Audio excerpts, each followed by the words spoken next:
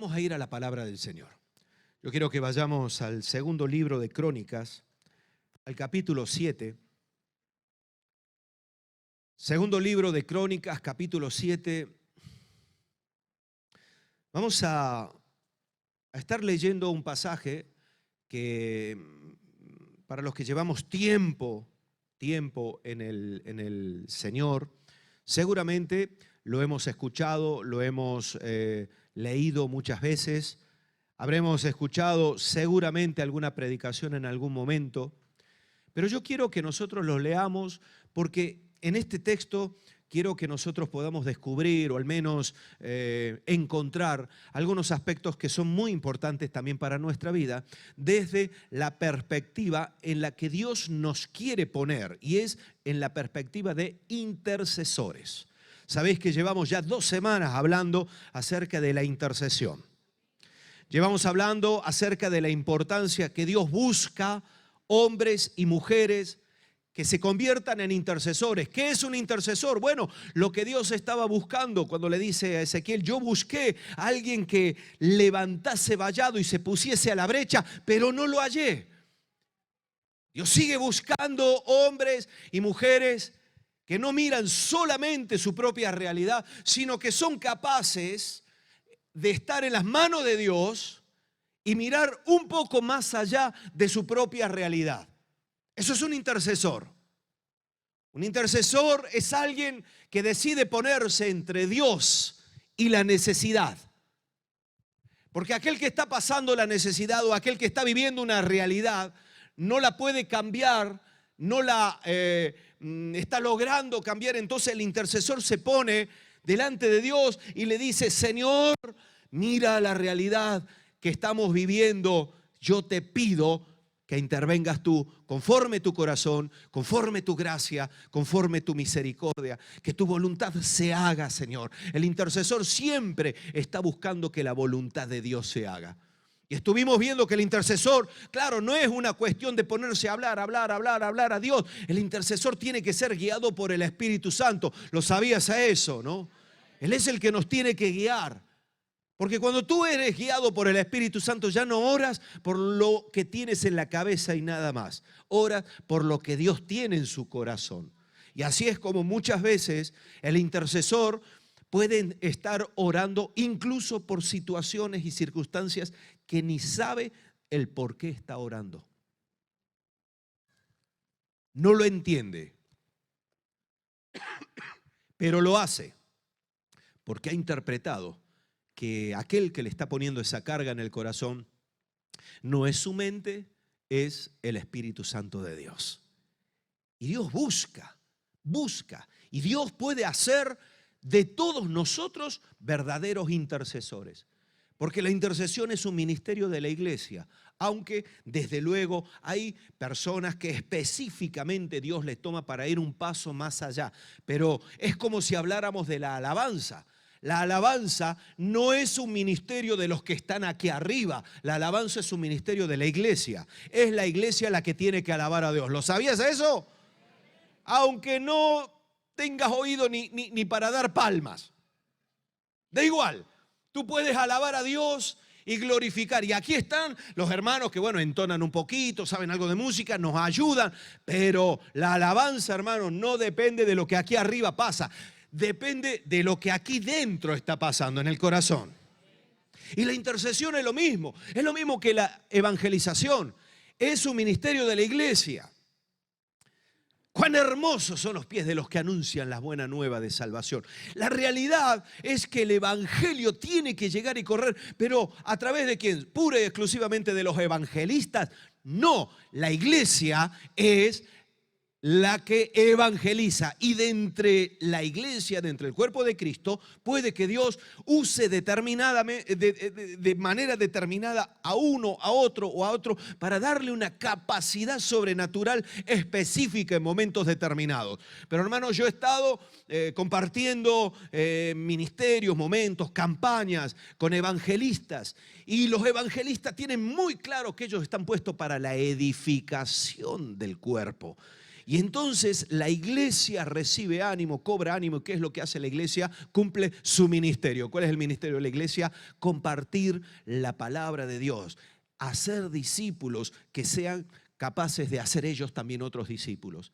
Y eso pasa también con la intercesión. La intercesión no es un tema reservado para unos cuantos, aunque unos cuantos son llamados específicamente y Dios le pone una carga determinada.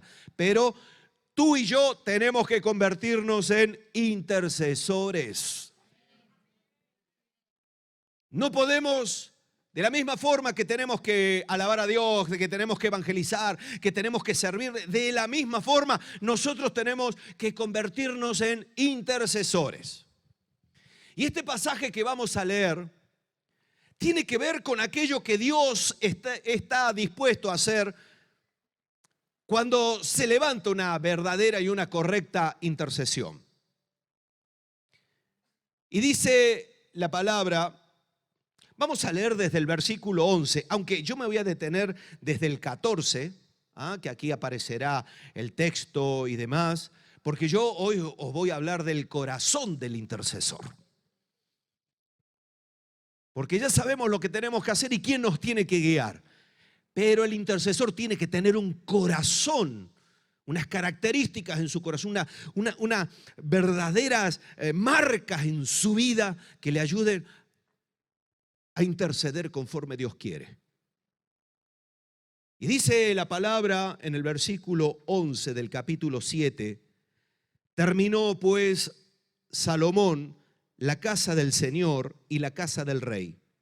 Y todo lo que Salomón se propuso hacer en la casa de Dios y en su propia casa fue prosperado. Y apareció Dios a Salomón de noche y le dijo: yo he oído tu oración. ¿Qué fue lo que escuchó Dios de Salomón? ¿Qué cosas, no? Dios oye al que ora. Buah. Yo he oído tu oración y he elegido para mí este lugar por casa de sacrificio. Y dice el versículo 13, fijaos, es muy curioso lo que dice. Ahora os lo voy a explicar. Si yo cerrare los cielos para que no haya lluvia, y si mandare a la langosta que consuma la tierra, o si enviare pestilencia a mi pueblo, y dice el verso 14, si se humillare mi pueblo sobre el cual mi nombre es invocado, y oraren y buscaren mi rostro y se convirtieren de sus malos caminos, entonces yo oiré desde los cielos y perdonaré sus pecados y sanaré su tierra. Y dice, ahora estarán abiertos mis ojos y atentos mis oídos a la oración de este lugar. Vamos a leer hasta ahí. Salomón era uno de los hijos, fue uno de los hijos del rey David.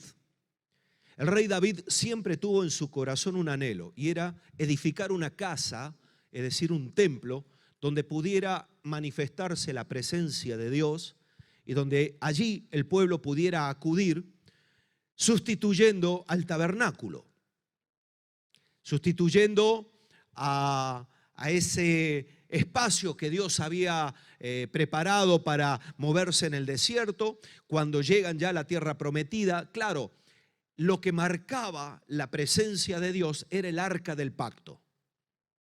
El arca del pacto representaba, era un arca que había sido hecha aproximadamente 1,20 m por 60 por 60 de alto. Y adentro había 3 objetos que eran fundamentales. Uno de ellos era la vara de Aarón, la que había reverdecido, había maná y estaban las tablas de la ley. Esos 3 artículos que estaban dentro del arca, un arca que tenía una tapa, que arriba esa tapa se llama propiciatorio, y habían 2 querubines cubriendo lo que era la gloria como señal y manifestación de la gloria de Dios en esa realidad. Esos 3 elementos recordaban 3 cosas fundamentales en las que Dios estaba interviniendo e iba a intervenir para con su pueblo. La ley, es decir, las tablas de la ley, recordaban la justicia de Dios. Dios, a través de la tabla de la ley, le dijo a su pueblo: yo voy a estar para juzgar, voy a ser juez justo, y es más, el que se meta con mi pueblo, yo le juzgaré, y entonces tendrán sus consecuencias. Estaba el maná, que era la provisión de Dios, representaba la provisión de Dios en medio del desierto. El maná llegó en un momento determinado, pero luego ese maná se acabó cuando empezaron a cultivar la tierra, empezaron a poseer la tierra. El maná representaba la provisión. Y luego estaba la vara de Aarón. Aarón fue escogido como sacerdote.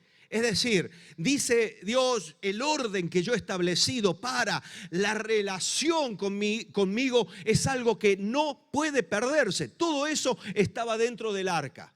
Y cuando Dios tenía que manifestarse, si lo ves, a lo mejor Josué, tenían que cruzar el Jordán. ¿Qué era lo que hacía? Primero los sacerdotes cogían el arca y cuando ellos se metían en el agua, el Jordán se cortaba y el pueblo pasaba en seco. Era señal de la presencia de Dios. Y la presencia de Dios se manifestaba en estas tres áreas: provisión, justicia y orden. Sacerdocio, relación. Eso es lo que Dios estaba teniendo. Cuando llega el momento, David dice: esto es muy importante. El arca no puede estar en cualquier lado. Y entonces David siempre tuvo en el corazón el anhelo, el deseo de edificar un templo donde pudiera estar el arca y la presencia de Dios. Pero Dios no se lo permitió. ¿Por qué? Porque David fue un hombre que tenía las manos manchadas de sangre. David fue un hombre de guerra. Fue un hombre que peleó, batalló. Nunca hubo un rey tan poderoso y que Dios usara tanto para vencer y conquistar como fue el rey David. Pero el anhelo del corazón de David, Dios lo vio, lo escuchó y le dice: mira, vamos a hacer una cosa, no vas a edificar casa tú, pero uno de tus hijos sí lo va a hacer. Y Dios permite que Salomón lo haga. Lo que nosotros estábamos leyendo y hemos leído allí es el momento en el que se terminó de edificar el templo. Y cuando se termina de edificar el templo, ese lugar donde Dios se iba a manifestar, el templo, al igual que el tabernáculo y demás, tenía tres partes fundamentales. La primera de ellas era el atrio, que era donde todo el pueblo acudía. Luego estaba la zona, el lugar santo, que era donde estaban los sacerdotes y sacrificaban allí. Ahí es donde se mataban a los animales, se rociaba la sangre. Pero luego, entre el lugar santo y otro lugar llamado Santísimo, había una cortina que la separaba el lugar santo del Santísimo. Y ahí solamente podía entrar el sumo sacerdote, pues cuando Dios tenía que hablar, la presencia de Dios descendía y se manifestaba en el lugar santísimo. Y allí Dios hablaba, guiaba y manifestaba su presencia en medio del pueblo. Y el templo fue guiado, fue dirigido por Dios con las medidas, con todo lo que se hizo. Era para el pueblo un logro tremendo llegar a tener algo que fuese significativo para todo el pueblo. Es más, no solamente significativo, sino lugar de encuentro, punto de encuentro para todo el pueblo de Israel. Porque en el templo era donde se sacrificaba. Al templo tenían que ir a escuchar la ley. Esa era la realidad. Y el templo representaba la presencia de Dios en medio del pueblo. Y el templo no era entonces cualquier cosa. Por eso cuando vimos acerca de Nehemías, que años más tarde el templo es destruido, las puertas son quemadas, fueron cautivos y lo primero que empiezan a hacer es a reconstruir el templo y en la época de Nehemías a edificar la muralla. Porque si el templo estaba bien, era una señal Si el templo funcionaba correctamente, era una señal, era un mensaje que se le daba a todos los pueblos enemigos. Por eso cuando pasaban por Jerusalén y veían el templo destruido, decían, míralos, ¿dónde están estos que tanto hablaban que Dios estaba con ellos? Y llega el momento y Dios se le aparece a Salomón y le dice, Salomón, yo he escuchado tus oraciones y este lugar, este templo, va a ser especial, va a ser específicamente bueno y necesario para el pueblo. Y aquí es donde empieza Dios a hablarle y dice en el verso 13, ahora bien, Salomón, tú tienes que entender algo. Si yo cerrare los cielos para que no haya lluvia, y si mandare a la langosta que consuma la tierra, y si enviare pestilencia a mi pueblo, es decir, a ver, el que no conoce a Dios y no conoce el contexto puede parecer como que Dios es un Dios caprichoso. Que Dios de repente se levante y dice, hoy le voy a mandar peste al pueblo. Toma peste. Y el pueblo diciendo, ay, ¿por qué la peste? No, mira. Cuando tú lees la palabra y conoces el contexto y la realidad, Dios le está diciendo, porque cada vez que el pueblo de Dios se apartó de Dios, Dios permitió pestilencia, muerte, derrota. Lo que Dios le está diciendo, mira, conociéndoos a vosotros, lo más probable es que en 4 días tenga que permitir que los cielos se cierren y no haya lluvia. Eso implica que los campos no van a ser regados, no habrá comida, pasaréis hambre. Voy a mandar encima a la langosta para que consuma la tierra. Voy a enviar pestilencia al pueblo. Porque yo sé que esos momentos en los que vosotros me vais a dejar se van a hacer efectivos. Y ahí es donde Dios le dice, pero, si se humillare mi pueblo. Dios dice y le está diciendo a Salomón, mira, yo sé de la torpeza de mi pueblo, yo le conozco. Dios le conocía mejor que nadie. Yo sé que me van a fallar. Yo sé que no van a lograrlo. Yo sé que no se van a mantener en rectitud y en cordura siempre. Yo lo sé. Y cuando llegue ese momento, no me va a quedar más remedio que dejar que paguen las consecuencias del haberse alejado de mí. Pero, Salomón, tengo una buena noticia. Porque el corazón de Dios, hermano, siempre está lleno de misericordia, siempre está lleno de amor, siempre quiere bendecir, pero también es justo. No puede hacerlo de cualquier manera. Dios no puede estar prosperando, cumpliendo sus promesas y su palabra al que ha decidido abandonarle. Al que ha decidido darle la espalda, al que ha decidido vivir conforme su carne, conforme sus deseos. Y entonces Dios dice, pero ¿sabes qué pasa? Es que yo te quiero bendecir, pero es que no me dejas. Me has cerrado la puerta. Me la has cerrado. Y Dios le tiene que decir a Salomón, va a llegar ese momento. Y esto es, hermanos, lo que yo quiero que nosotros meditemos. Porque dice, si se humillare mi pueblo, sobre el cual mi nombre es invocado, y oraren. Habéis hecho malas cosas, habéis metido la pata, estáis en medio de pestilencia, hambre, lo que sea. Pero si se humillare mi pueblo sobre el cual mi nombre es invocado, y oraren, y buscaren mi rostro y se convirtieren de sus malos caminos, entonces yo oiré desde los cielos y perdonaré su pecado. Aleluya. Dios le está diciendo a Salomón, mira Salomón, las cosas se van a torcer, van a ir muy mal, pero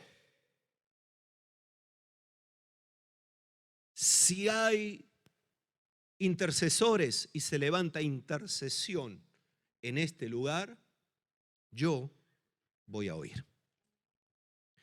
Yo quiero que nosotros tengamos en cuenta, lo quiero aclarar porque algunos piensan o puede pensar que este edificio, estas instalaciones, están y son comparables al templo. No, no es así. No es así. El templo era el lugar donde Dios se iba a manifestar. Ahora hay un templo muchísimo mejor que Dios ha creado. ¿Sabes cuál es ese templo? Tú. Y dice la palabra en 2 de Corintios, capítulo 6, verso 16, que nosotros somos templo de Dios viviente. Y entonces, cuando yo veo estos principios de la palabra que Dios le estaba aplicando al pueblo, son los mismos principios que también Dios aplica a nosotros. Dios, en medio de toda la realidad negativa, mala, de pecado, de maldad en la que nosotros nos vemos y nos encontramos, Dios dice, si en el templo, si en cada templo, si en cada uno de los que es templo de mi presencia, lugar donde habita mi presencia, se levanta intercesión, entonces yo oiré la intercesión.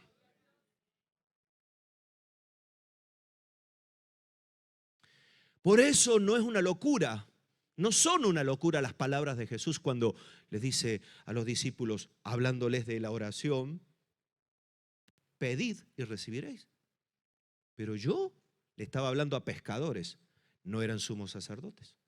Llamad y se os abrirá, buscad y hallaréis. ¿Qué certeza le estaba dando Jesús a sus discípulos? Y la certeza, la misma certeza que Dios le estaba dando a Salomón. Si aquel donde mi presencia mora y habita,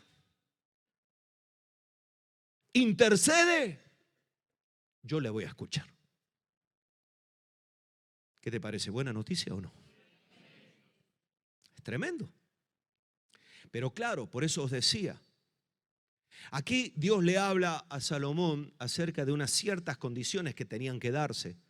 Y son las mismas condiciones que tienen que darse en el corazón de un intercesor. El intercesor debe ser capaz de tener una actitud, es decir, una determinación. Porque aquí Dios le está diciendo, si el pueblo sobre el cual mi nombre es invocado. Es decir, no está diciendo que eso iba a suceder. Está diciendo que es una posibilidad. Cuando Dios nos habla de posibilidades es porque existe la posibilidad de todo lo contrario. Dios sabía que tanto podíamos orar como no orar. El pueblo podía acercarse a Dios como no acercarse. Y entonces, si el pueblo entra en razón y se humilla, el primer paso, la primera característica del corazón de alguien que debe o quiere, anhela interceder, es la humillación ante Dios. Porque como os decía recién, la determinación, ¿verdad? La actitud es esa determinación que hay en el alma y que se nota. Quiere decir que el intercesor lo primero que tiene que hacer es determinarse ¿a qué? A humillarse delante de Dios. ¿Pero por qué a humillarse delante de Dios? Y muy sencillo, porque la humillación delante de Dios es nada más ni nada menos que el reconocimiento de quién es Dios y quiénes somos nosotros. Cuando tú reconoces quién es Dios, que tiene todo poder, que tiene toda autoridad, tú no puedes acercarte a Dios de cualquier forma. La humillación en el corazón del Hijo de Dios, del discípulo, de aquel que quiere ser un intercesor, es un elemento indispensable, pero esto tiene que ver con la determinación. Por eso decía, si el pueblo sobre el cual mi nombre es invocado se humillare, porque puede ser que lo haga. Ahora bien, si el Hijo de Dios vive en una continua humillación delante de Dios, lo que hace es quitar de en medio todo aquello que separa. Porque la humillación te lleva a reconocer quién eres tú, quién es Dios, y a reconocer que no te puedes presentar de cualquier forma delante de Dios. Entonces tendrás que preparar tu corazón, pedirle perdón, reconocer quién es. Y esto es muy importante porque lamentablemente corre por ahí muchas doctrinas, muchas enseñanzas que son raras, que no son bíblicas. Hay muchas enseñanzas que están corriendo por allí, sobre todo, y con esto de internet es tremendo. ¿Qué es lo que enseñan? Que el Hijo de Dios tiene la autoridad para reclamarle a Dios. Dios, venga,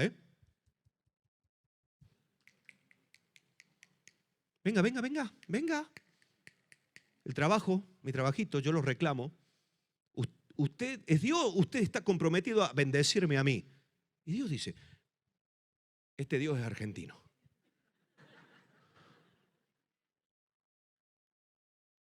Si mandara un ángel para hablarnos, mandaría un ángel que nos diría, pero ¿a dónde vas, cariño? Hijo mío, ¿no sabes distinguir la mano derecha de la izquierda y tú me vienes a reclamar a ti? ¿Pero qué sabrás tú? Si yo soy el Todopoderoso, el Soberano, y tú me vienes a exigir a mí, ¡ay Dios, porque tú has prometido! Y ahora que se cumpla. Y el Señor dice, ¿cómo lo voy a cumplir si tú eres un sinvergüenza? ¿Es o no? ¡Ay Señor, tú has prometido prosperidad! Tráeme el coche. Y dice, no, porque tú eres un vago. Sal, busca trabajo y a lo mejor te prospero. Claro, estas cosas son las que no les gustaba a la gente escuchar de Jesús. Jesús los mandaba a trabajar cuando había multiplicado los peces y los panes. Y luego los seguían a Jesús. Ay, maestro, qué maravilloso eres. Y Jesús, que sabía el corazón, lo que había en el corazón, le dice, anda, ir a trabajar, que vosotros vinisteis porque el otro día comisteis gratis. Claro, que sois unos gorrones, que comisteis gratis, que no. Tenéis que ir a trabajar. ¡Ah! Se ofendieron. Pero ese es el concepto que algunos tienen. Van a Dios, pero con una prepotencia, hermanos, con una soberbia, con una exigencia a Dios, como si Dios estuviera obligado. Dios nos ha dado promesas, pero todas las promesas dependen de su capacidad, de su poder y de su deseo y anhelo de cumplirlo o de hacerlo. Él no le debe nada a nadie. Él no está en deuda contigo. Él no se ha atado pensando que si tú estás aquí pidiéndole cosas y Él te la da, Él será más Dios. Él es Dios, hermano. En el cielo miles y miles de legiones de ángeles le adoran, le alaban. Los cielos y la tierra cuentan la maravilla de nuestro Dios. El universo habla de la grandeza de nuestro Dios. Y nosotros, el que quiere interceder, el que quiere encontrar respuesta de Dios, tiene que humillarse. Tiene que ir delante de Dios en humillación. Esto es una decisión que uno tiene que tomar. Esto de, mira, si usted le da mucho a Dios, Dios también está obligado a responderle. No es cierto. No es cierto. El apóstol Pablo, sus apóstoles, murieron en situaciones tremendamente duras y difíciles para nuestro concepto, para nuestra realidad humana del siglo XXI. Porque nos han metido en la cabeza que el que va victorioso es aquel que tiene un gran cochazo, que tiene una gran casa, que cuando hace así todo el mundo le besa el anillo, los pies. No, hermanos, eso no tiene nada que ver con la realidad. El apóstol Pablo terminó encarcelado, fue perseguido, sufrió persecuciones, maltrato, naufragio, apedreamiento, latigazos, cárceles. Y él sabía que era victorioso. ¿Sabes por qué? Porque sabía a quién le estaba sirviendo. Yo sé a quién le estoy sirviendo. Yo sé quién es mi Dios. Por eso no había nada que le robara la paz. Y él podía estar encadenado, pero él alababa y glorificaba el nombre de Dios. ¿Sabes por qué? Porque él era alguien que se mantenía humilde. ¿Tú te lo imaginas al apóstol Pablo con las doctrinas de ahora? Señor, yo soy tu siervo, que la puerta se abra, que el látigo se rompa, que los carceleros se vuelvan locos y no. Pero aguantaron de todo. Léete Hebreos 11. Ay, los héroes de la fe. Los héroes de la fe. Y nosotros pensamos que somos mejores que ellos, que estamos por encima de ellos, que nosotros le vamos a ir a decir a Dios, a ver, que Isaías haya muerto aserrado, bueno, es que Isaías era flojito, pero yo que voy el domingo al culto, porque ese es el nivel con el que a veces nos movemos y le reclamamos. Pero ¿sabéis por qué todo esto es así? Porque el enemigo sabe muy bien que lo que más le cuesta al ser humano es humillarse. Y entonces el enemigo nos quiere hacer creer que el camino a Dios no pasa por la humillación, sino que pasa por la exigencia del cumplimiento. Y eso, hermanos, es diabólico. ¿Por qué? Porque a mí la palabra me dice que yo no soy salvo por obras. Y que Dios es Dios y que Dios no está comprometido a darme nada. Y si yo paso necesidades, ¿sabéis cuál es mi mayor gozo y cuál debe ser nuestra mayor fortaleza? Saber que pase lo que pase, nadie podrá tocar nuestra alma. Nos iremos a la presencia del Rey de Reyes y ahí sí, hermano, no habrá más llanto, no habrá más dolor y la gloria de Dios se manifestará de continuo. Eso es a lo que nosotros vamos. Pero claro, queremos ser de la intercesión. Hermano, yo he visto a gente, equipos de intercesión que parecen, no sé, María, que trabajan con una prepotencia, como entrando, ¿no?, el cuerpo de élite, ¿no? Como en las películas habéis visto que entran todos en cámara lenta.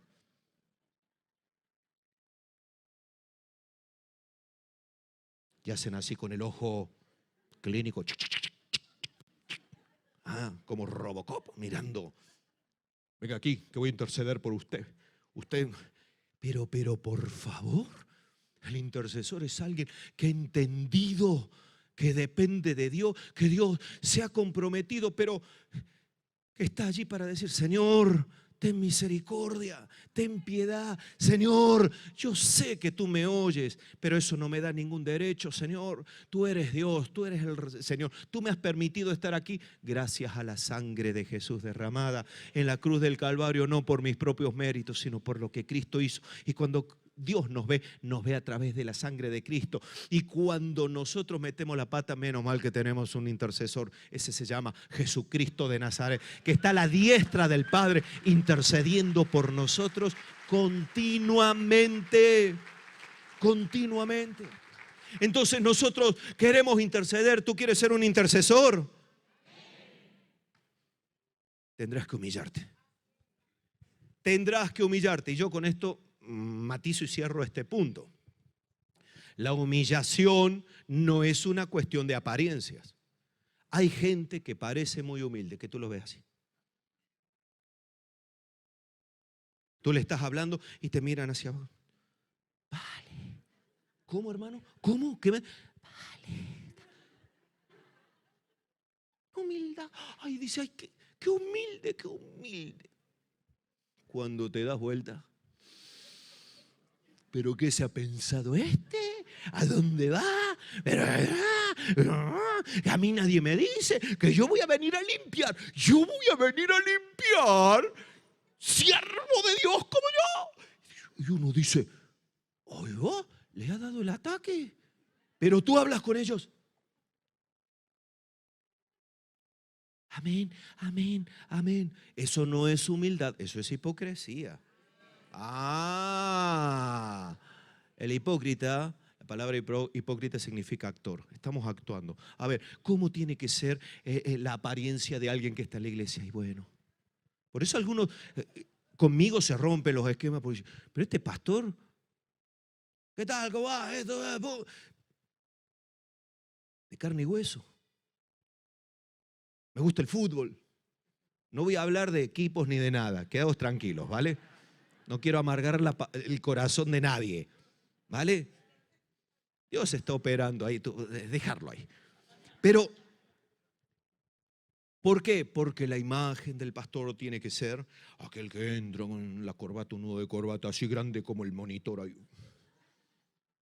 Biblia, y hablando. Mira, hermano, yo soy lo que soy. Ahora yo sé que estoy donde estoy porque Dios me ha puesto. Ahora bien, el día que a mí se me suba a la cabeza el creer que algo bueno está pasando en esta congregación porque yo estoy aquí, entonces allí el Señor me va a poner en mi sitio. Si algo bueno pasa en este lugar es porque Dios ha puesto unos pastores, pero también ha puesto un montón de hermanos que están orando, que están clamando, que están sirviendo, que están intercediendo. Somos el cuerpo de Cristo. Y el Espíritu Santo ha dicho, yo voy a edificar esta iglesia. Yo voy a obrar, voy a traer bendición, libertad. Porque el único que es indispensable aquí se llama Espíritu Santo de Dios. ¿Me entendéis lo que digo, no? Por eso hay que ir con humildad. Hay que humillarse, hay que disponerse, hay que determinarse. Eso es lo que implica la actitud. Quiero tener una actitud de intercesor, pues me voy a determinar. Quiero tener un corazón de intercesor, pues yo me voy a determinar a humillarme. Y cuando te cuesta, es buena señal porque te está saliendo a la luz lo que eres. ¡Ay, cuánto me cuesta! Y algunos no tienen problema de humillarse delante de Dios, pero, hermano, también tenemos que ser humildes delante de nuestros hermanos, de nuestros prójimos. Nosotros no podemos mirar a nadie por encima del hombro, no podemos ningunear a nadie. No podemos pensar que todo lo tenemos nosotros, que somos los más maravillosos. Dios nos ha puesto para ser parte de algo que es el cuerpo de Cristo. Todos somos necesarios. Por eso hay que andar con la debida humillación. No aparente, sino real. El que es humilde cuando se equivoca pide perdón. Y cuando va delante de Dios reconoce que nada va a recibir si no es por la gracia y la misericordia de su Dios. ¿Lo entiendes esto? Lo segundo que tiene que haber, bueno, una actitud, una determinación de ser bendición. El intercesor tiene que determinarse a ser bendición. Por eso dice, si se humillare bien. Y dice, y oraren y buscaren, porque la humillación está bien, te deja allí. Pero después de la humillación, ¿qué viene? Viene el trabajo. Algunos viven humillados, reconociendo que no son nada, que no valen nada, que Dios es, pero no mueven un dedo. Dios dice, vale, estupendo, estás en mi presencia, te has humillado, yo te limpio, yo te perdono, pero, hijo mío, que la situación está muy mal, tienes que orar y buscar mi rostro, porque el que se humilla y luego ora y busca el rostro de Dios, y orare y buscare mi rostro, y son dos cosas diferentes. Orar es ir a Dios para pedirle que Él haga algo, pero buscar su rostro es tratar de pasar tiempo con Él, es tratar de conocerle. Todo intercesor debe conocer a su Dios, porque si no, no va a interceder bien. Tú no puedes interceder al margen de la palabra de Dios, al margen del carácter, al margen de los atributos de Dios. Y tú puedes saber y tener un listado de miles de peticiones, de necesidades, pero si no conoces a Dios, orarás mal. Por eso el intercesor dice, claro, tiene que ser de bendición, tiene que determinarse a ser bendición. Y para ello pide a Dios, ora, pero también busca el rostro de Dios. El intercesor tiene que ser una persona que adore, que busque, que alabe a Dios, que quiera conocerle, que lea la palabra, que conozca la palabra. El intercesor no es aquel que tiene listados de motivos de oración y nada más. Es más, Dios puede hablarle porque está dispuesto a buscar su rostro, está buscando en su rostro, el rostro de Dios. Pasa tiempo buscando, Señor, quiero conocerte, quiero saber más de ti, quiero entenderte mejor. Señor, ayúdame, quiero conocerte. Háblame en tu palabra, háblame en mi vida, háblame en las circunstancias como sea. Pero Señor, yo quiero y me determino. Señor, la cosa está muy mal. No olvidemos que el intercesor existe. La razón de ser del intercesor es para rogar a Dios para que resuelva temas, que esos temas no se van a resolver solos. Entonces, que el intercesor existe porque hay algo que no va bien. Y eso fue lo que le dijo Dios a Salomón. Cuando fallen y yo tenga que cerrar los cielos y cuando haya hambre y demás, si mi pueblo, sobre el cual mi nombre es invocado, se humillare, es decir, viene delante de mí reconociendo su error, reconociendo que ha fallado, reconociendo que me necesita, y entonces me pide que intervenga, pero mientras tanto también decide conocerme, ahí viene la respuesta de Dios. Gloria a Dios. Por eso el intercesor debe determinarse a bendecir. Debe determinarse a bendecir. El intercesor no pone sus necesidades por encima de la voluntad de Dios. Te voy a explicar. Cuando Dios habla de nosotros como intercesores, nos quiere llevar a este nivel. Dios sabe de lo que nosotros tenemos necesidad. Y Dios nos ha enseñado a pedirle por nuestras necesidades. Amén. ¿Estamos de acuerdo en todo, en esto? ¿Sí o no? Estamos de acuerdo que es bíblico. Pedirle a Dios por un trabajo para tu vida, eso no es pecado, lo sabes, ¿no? Lo que pasa que hay un nivel diferente y es el hecho de que nuestras necesidades no condicionen ni tampoco monopolicen todo el tiempo en el que nosotros vamos a Dios para que Dios intervenga. El Señor nos quiere llevar a un punto en el que está bien, necesito un trabajo, pero ¿sabes qué? Peor está aquel que está debatiéndose entre la vida y la muerte, que si se muere se va a ir al infierno. Peor está el que está pensando quitarse la vida ahora y no conoce a Jesús. Peor está, y mucho peor está aquel que sin conocer lo que yo puedo hacer en su vida está atado a la droga, al alcohol, al sexo, a la pornografía, mil cosas que está destruyendo su casa y su familia. Esos, desde luego y seguro, que le están pasando mucho peor que aquel hijo de Dios, hermanos, que a veces no tiene un trabajo. Hay que pedir por el trabajo, claro que sí. Pero Dios dice, no te olvides de la necesidad del mundo. No te olvides que yo te he puesto como sal y como luz de esta tierra. No te olvides de que tú no estás puesto por casualidad, que no eres un numerito, que no eres un monigote puesto en una silla. Tú eres un hijo mío. Tú eres alguien que yo he decidido por poner mi presencia en tu vida, porque un día me has aceptado. Tú eres como ese templo de Salomón donde la gloria de Dios iba a habitar. Tú eres donde yo habito. Tú eres ese templo que no ha sido hecho de mano de hombre, sino por voluntad de Dios. Tú eres. Y como tú eres, yo te voy a escuchar, yo te voy a oír, pero tienes que determinarte a bendecir. Las bendiciones de Dios no son solo las que tocan tu vida. Las bendiciones de Dios importantes no son solamente las que a ti te han pasado.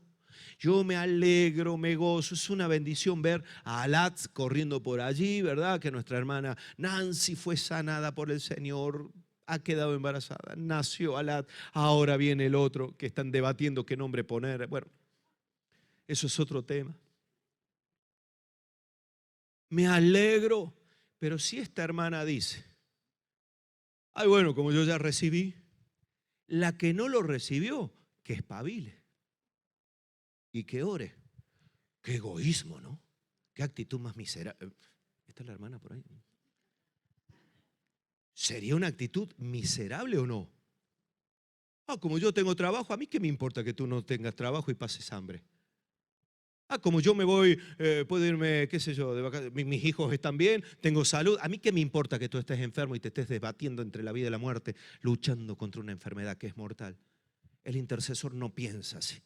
El intercesor dice: Señor, yo te doy gracias por lo que tú me has dado, yo te doy gracias por lo que viene, pero Señor, yo me pongo a favor de aquellos que están necesitando. Te pido por el que está enfermo, te pido por el que no te conoce. Te ruego, Señor, que rompa las cadenas de aquel que está atado. Señor, que traigas libertad, que traigas bendición. Las familias que no funcionan, los niños que están siendo abandonados, los hijos, adolescentes que están siendo soltados solos detrás de un teléfono móvil. Señor, aunque mi hijo es maravilloso y demás, a mí que, Señor, ruego por mi hijo que tú lo guardes, pero también te ruego por los hijos de mis hermanos y te ruego por los hijos de aquellos que no conozco. ¿Por qué, Señor? Porque ellos son los que tú quieres salvar. Tú moriste para salvarles también a ellos. Tu obra no ha terminado aquí, la obra de Dios continúa allá afuera.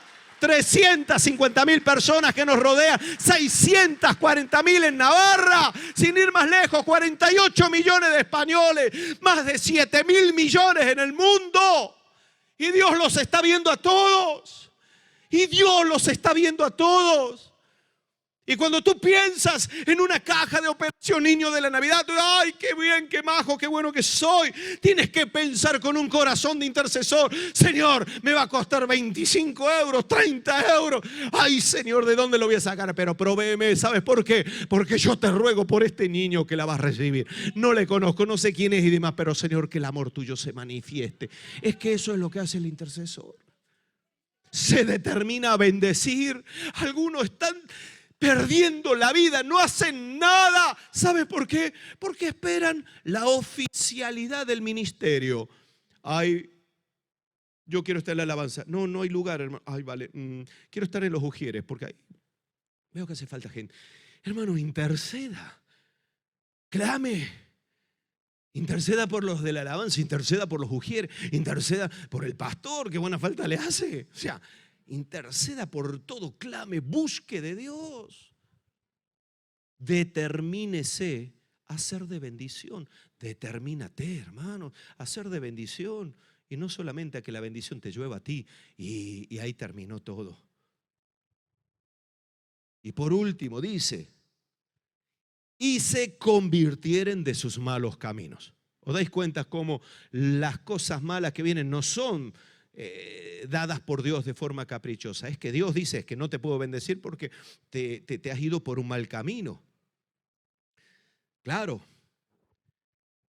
el intercesor nunca debe perder su identidad de hijo de Dios. Tú no puedes perder la identidad de hijo de Dios. Tú no puedes olvidarte quién eres para Dios. No puedes olvidarte de lo que ha costado tu vida, tu salvación. Tu salvación no fueron 4 moneditas que dijo: bueno, como tengo calderilla en el bolsillo, ahí la doy. Tu vida, mi vida, nuestra vida costó la sangre de Jesús derramada en la cruz del Calvario. Dios haciéndose hombre para morir humillado y miserablemente por ti. Si nosotros pudiéramos ver el momento, sería como si lo tuviéramos que representar. Es como que en el momento en el que a ti te van a clavar en la cruz porque eres un pecador miserable y necesitas ser ajusticiado por culpa de tus pecados, cuando te están poniendo las manos en la cruz para clavarte, se escucha una voz que dice: para, no sigáis. Y aquel que estaba con el martillo para clavar tus manos, las mías, en esa cruz para morir ahí humillados por culpa de nuestros pecados, detiene ese momento y aparece por ahí Jesús y te dice: quita. Pero yo no me lo merezco. Ya lo sé, pero yo lo hago porque te amo. Ya, Señor, pero ¿cómo te lo voy a devolver? Es que yo no te estoy pidiendo nada. Rinde tu corazón nada más. Pero, Señor, estoy sucio, soy un miserable. Es que yo voy a cargar todas tus miserias en esta cruz para que tú puedas ser limpio y poder tener relación conmigo. Si pudiéramos verlo todos los días de nuestra vida, diríamos: Señor, ay, gracias Dios, me has dado identidad. Y viene luego Dios y le dice al diablo: a ver, mi hijo Jesús murió allí por Hernán. Hernán te pertenecía. Tráeme el acta de los decretos, de los pecados que tenía Hernán. Y Satanás diciendo, no, porque esa acta es la que me da autoridad sobre la vida de Hernán. Hernán estuvo pecando. Hernán estuvo apartado. Hernán te pisoteó. Hernán te dio la espalda y por eso yo tengo autoridad sobre Hernán. Pero vendrá Dios y le dirá, sí, pero Hernán se arrepintió y mi hijo pagó por él. Tráeme el acta. Tráeme el acta. Y dice la palabra en Colosenses que Cristo Jesús clavó el acta de los decretos que nos eran contrarios y nos trajo libertad. Y el que es libre es realmente hecho hijo de Dios. Es tremendo lo que Dios ha hecho. Y la identidad no se puede perder. Es como la sal, Mateo 5. Que si se desvaneciere, si pierde su sabor, no vale, no sirve. Pero somos muchos, hermanos. No somos nada, somos algo. Si Dios se manifiesta en nosotros y a través de nosotros, ¿entiendes la diferencia? No son los números, no son las capacidades. ¡Ay, que tenemos un auditorio amplio! ¿Y qué es esto, hermanos? Si cuando venga el Señor todo esto se lo quedará el anticristo. Espero que tú no quieras quedarte para seguir limpiando. La identidad. Por eso si se convirtieren, porque la identidad está marcada en la determinación que nosotros hemos tomado de andar en los caminos del Señor. Ahí es donde la identidad se manifiesta. Nosotros no podemos, en medio del pecado, de la maldad y de la lejanía de Dios, decir, pero Señor, yo soy tu hijo, a mí dame. Y el Señor dirá, hijo mío, yo recuerdo algo de ti, pero es que ahora no te conozco. No te conozco. Estás viviendo de una vida, de una forma, de una manera que no te conozco. No me identifico contigo. No puedo respaldarte como hijo, a no ser que te vuelvas de tus malos caminos. Por eso el intercesor está continuamente humillándose delante de Dios, determinándose a bendecir, pero cuidando su vida. Porque el intercesor, para ser escuchado, necesita andar en los caminos del Señor. Esta es la realidad a la que Dios nos ha llamado. Por eso cuando la palabra nos habla, fijaos, recién decíamos que somos templo, ¿verdad? Nosotros somos templo, hermanos, del Espíritu Santo. Dice la palabra en 2 de Corintios, capítulo 6, no os unáis en yugo desigual con los incrédulos. Le está hablando a creyentes. Porque qué compañerismo tiene la justicia con la injusticia, y qué comunión la luz con las tinieblas, y qué concordia Cristo con Belial, o qué parte el creyente con el incrédulo, y qué acuerdo hay entre el templo de Dios y los ídolos, porque vosotros sois el templo del Dios viviente. Como Dios dijo, habitaré y andaré entre ellos y seré su Dios, y ellos serán mi pueblo. Por lo cual, salid de en medio de ellos y apartaos, dice el Señor, y no toquéis lo inmundo, y yo os recibiré y seré para vosotros por padre, y vosotros me seréis hijos e hijas, dice el Señor Todopoderoso. Así que, hermanos, puesto que tenemos tales promesas, limpiémonos de toda contaminación de carne y de espíritu, perfeccionando la santidad en el temor de Dios. ¿Puedes ver la relación de ser templo y la identidad? Te recibiré como mi hijo, serás mi hija, yo habitaré en ti, estaré contigo, pero límpiate, toma la decisión de andar por los caminos. Por eso dice, y si se convirtieren de sus malos caminos. Si eso sucede en el corazón, entonces yo oiré desde los cielos y perdonaré sus pecados.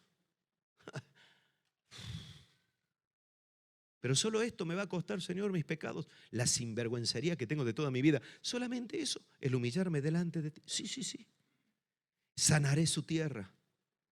Y dice el verso 15, y esto tómalo como una promesa para ti, si entiendes que Dios quiere hacer de ti un verdadero intercesor. Ahora estarán abiertos mis ojos y atentos mis oídos a la oración en este lugar. Dios estará atento a la oración que sale de nuestro corazón, porque ahora he elegido y santificado esta casa, para que esté en ella mi nombre para siempre, y mis ojos y mi corazón estarán ahí para siempre.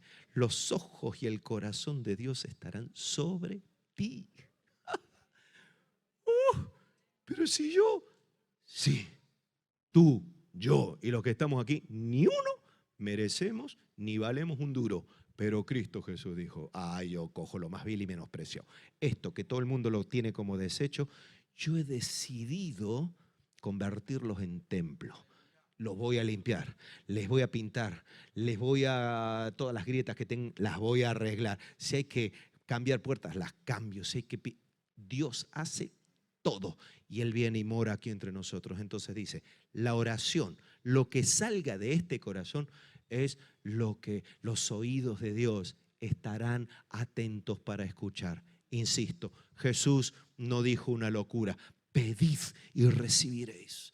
Pedid y recibiréis. Pedid y recibiréis. Buscad y hallaréis. Llamad y se os abrirá. Porque todo aquel que pide recibe. Todo aquel que busca halla. Todo aquel que llama se le abrirá. Dios responde la oración. Amén. Voy a pedir que los hermanos de la alabanza suban. Porque insisto, Dios sigue buscando, recorriendo la tierra diciendo, ¿quién se va a poner en la brecha? ¿Quién va a levantar vallado? ¿Quién lo va a hacer? Las cosas están muy mal, muy mal, muy mal. Y yo les estoy bendiciendo. Yo les he hecho mi pueblo. Yo les he hecho mis hijos. Yo pagué por ellos en la cruz. Yo limpié sus pecados. He decidido morar en ellos. He decidido poner mis oídos atentos a la oración que surja. He puesto mis ojos sobre ellos. Yo lo he hecho. Pero necesito que se determinen. Que se determinen. Que dejen ya de dar vueltas. Que tomen decisiones en su vida. Eso es lo que le dijo Dios a Ezequiel. Estoy buscando. Estoy mirando y busco y busco y busco. Mira que yo quiero manifestar misericordia, traer respuesta, pero no los encuentro. Están todos, cada uno en sus propios problemas, en sus propias realidades, en sus propios fracasos, en sus propias humillaciones, en sus propias angustias, y se han olvidado que yo los puse en esta tierra no solamente por ellos, sino para que ellos fueran canal de bendición a los demás. Por eso el Señor sigue paseándose y diciendo, yo no quiero aquí titulitis. Hay un espíritu de titulitis. ¿Sabes qué es eso? Que buscan títulos. Títulos. Quiero que me nombren el jefe de los coordinadores, de los intercesores del reino de... A ver, hermano, si Dios te está diciendo, pero ¿qué más quieres, hijo mío? Si yo he venido a morar y a escuchar tu oración. Pero humíllate, humíllate. No puedes seguir tratándome como si yo te debiera algo. No puedes dejarme olvidado allí en la última habitación de tu casa, como si yo no existiera. No puedes tomar decisiones al margen de lo que yo quiero para tu vida. Dame el lugar que me corresponde en tu vida. Humíllate y dame el lugar. Eso es lo que Dios está esperando. Y determínate a hacer bendición. Ten fe, hermano, levanta los ojos y mira con fe. Porque Dios puede hacerlo. Porque Dios puede escuchar tu oración y a miles de kilómetros responder. Esa es la realidad del mundo espiritual. Pero no te voy a escuchar si persistes en andar en tus malos caminos. Si tú pierdes tu identidad, es que, lo acabamos de leer, no puedo atenderte. No puedo. Así que, amados, puesto que tenemos tales promesas, limpiémonos de toda contaminación de carne y de espíritu, perfeccionando la santidad en el temor de Dios. Aleluya. En el temor de Dios. Señor, lo hago no porque mi carne esté feliz, sino porque yo sé que esto te agrada. Me humillo a ti, Señor. Lo hago no porque esto me vaya a traer un beneficio directo a mi vida. Lo hago, Señor, porque yo sé que para esto me has puesto. A lo mejor los hijos de aquellos por los que tú estás intercediendo se salvan, se convierten. Y a lo mejor tus hijos todavía no los ves. Pero el intercesor mira y dice: Señor, yo me he determinado no solamente por lo mío, sino también por aquello que está a mi alrededor. Eso es lo que hay en el corazón. Hay determinación para bendecir y no pierde su identidad. Vamos a ponernos en pie.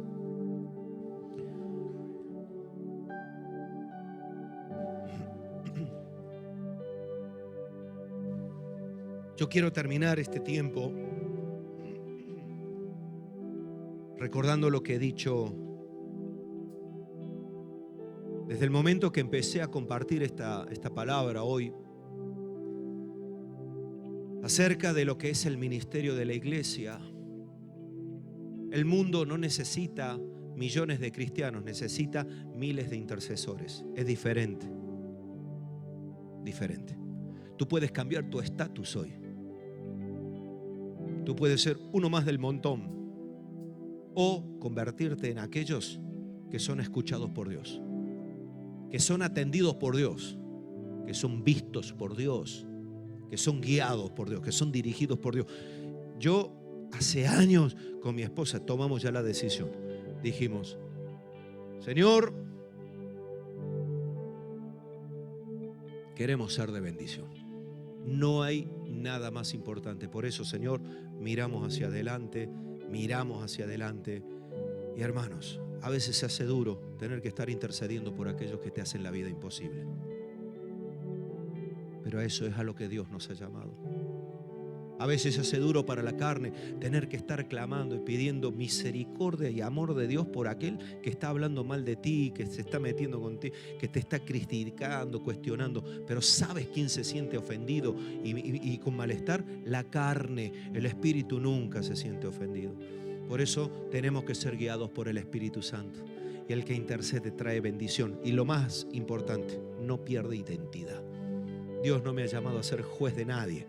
Dios me ha llamado a interceder por vosotros en la medida de todas mis fuerzas, capacidades y posibilidades. Por eso yo te animo a que cambies el estatus, que dejes de ser de los que no producen nada en el reino de los cielos y te conviertas en alguien que es capaz de mover la mano y el brazo de Dios a favor de aquellos que lo están necesitando. Ese es el reto que tenemos por delante.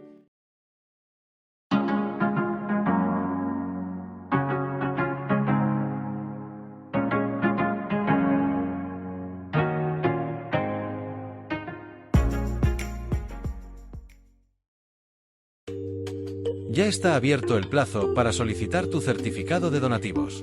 Este certificado podrás presentarlo en la Renta 2025. Para más información, accede al apartado donativos en nuestra página web www.ccpamplona.com.